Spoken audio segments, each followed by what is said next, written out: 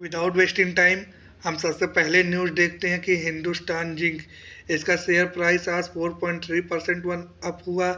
क्यों हुआ? क्योंकि Hindustan zinc breakout above last month high with 2x plus future volume, यानी 2 गुना फ्यूचर वॉल्यूम बढ़ा लास्ट मंथ से हाई है और शॉर्ट कवरेज बूस्ट है, मोमेंटम है।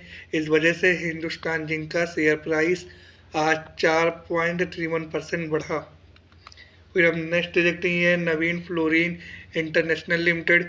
इसके भी शेयर प्राइस आज 4.2% बढ़े और इसका रीज़न क्या है कि ग्रेटर देन 4% फ्रॉम की level after a strong 2 day up move supported by 4x plus volume plus weekly average.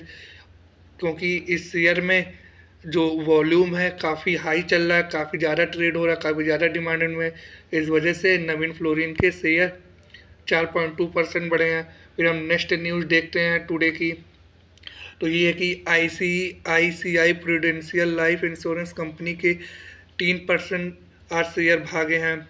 इसका रीज़न ये था कि ICICI producer post a multi month breakout on chart.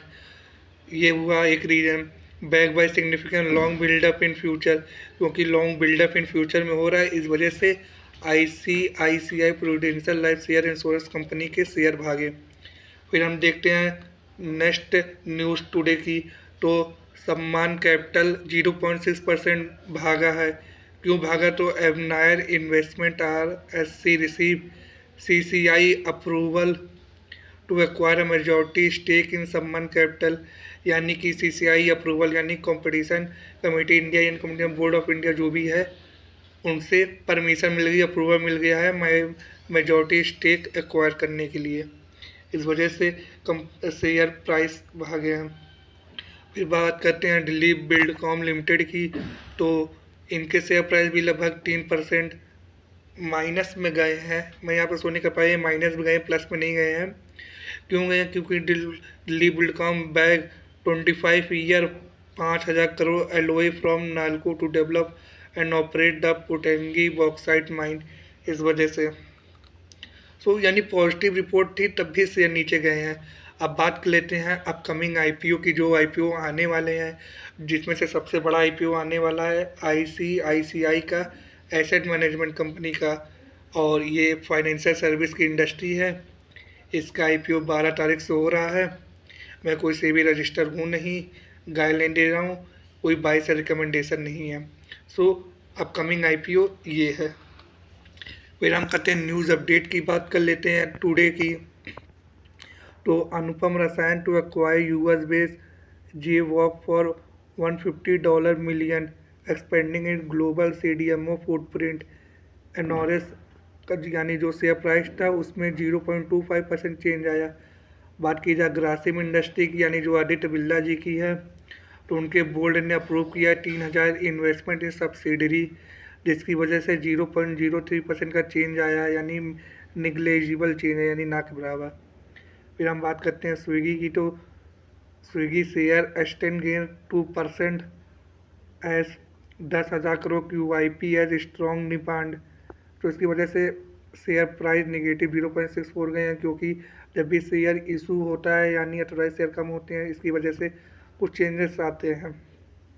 फिर अडानी ग्रीन एनर्जी की भी बात की जाए तो 1.7 स्टेक व 2,000 करोड़ रिपोर्टली चेंजेस वे ब्लॉक डील, यानी ब्लॉक डील में चेंज हुआ, यानी सेल आउट हुआ, कुछ भी हुआ है, जिसकी वजह से शेयर पर निगेटिव इफेक्ट पड़ा है अगर टुडे की बात की जाए तो। और इंडिया एक्सपोर्ट मैक्रो की बात की जाए तो export touch record $825 billion in financial year 2024-25 की, जो कि 6% ईयर ऑन ईयर हाई है। आल्सो बात की जाए फाइनेंशियल ईयर 25-26 की हाफ ईयरली वन क्वार्टर, यानी हाफ क्वार्टर की, also lock the highest ever first half performance with both Q1 and Q2 hitting record high despite global uncertainty. तो बात की जाए इंडिया के एक्सपोर्ट हाफ ईयरली ईयर में काफ़ी ज़्यादा बढ़े हैं, क्योंकि जब तक वो US के टैरिफ लगे नहीं थे, जिसकी वजह से ग्रोथ मेजर हुई है। बात की जाए मीशो की, तो Meesho share debut at 162.5, listing at 46.4% premium of the issue price of 111, यानी मीशो ने 111 रुपये सेट किए थे, पर ग्रे मार्केट में प्रीमियम ज़्यादा होने की वजह से स्टॉक मार्केट में ये 162 पे लिस्ट हुई है, यानी 46.4% हायर लिस्टिंग हुई है, जो कि मीशो के बिहाफ में देखा जाए तो ये काफ़ी अच्छी चीज़ मानी जाती है। फिर देखा जाए की टेक अवे की, यानी टुडे मार्केट में कुछ टेक अवे बात कर लेते हैं सेंसेक्स एंड निफ्टी की। तो Nifty open on a mild positive note and extended gain during the first hour, यानी निफ्टी ओपन ग्रीन सिग्नल में ओपन हुई थी 1 घंटे पे। However there was no follow up buying at higher level as a day progress, selling pressure resurface particular in the second half and Nifty was tested today low advantage and loss of 0.32%, यानी कि market बंद होते तक market down हो गई। अब कितना गिरी है, यानी 0.32%।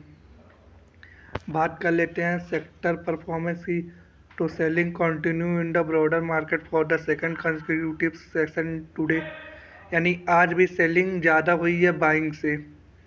Despite its weakness, metal stock held steady, supported by exceptional potential haircut by the GS feed। बात की जाए मेटल यानी वीकनेस होने के बाद मेटल स्टॉक काफ़ी सपोर्टेड रोल प्ले किए हैं मार्केट को ज़्यादा गिरने से बचाने के लिए। आज की बात की जाए, यानी 10 दिसंबर की ग्लोबल मार्केट इम्पैक्ट की बात की जाए, ahead of crucial FOMC announcement, global market traded muted with no meaningful transition seen across major indices. तो कुछ वैसा खास हुआ नहीं ग्लोबल मार्केट की बात की जाए इम्पैक्ट में। सो ये बेसिक इंडिया मार्केट से रिलेटेड था।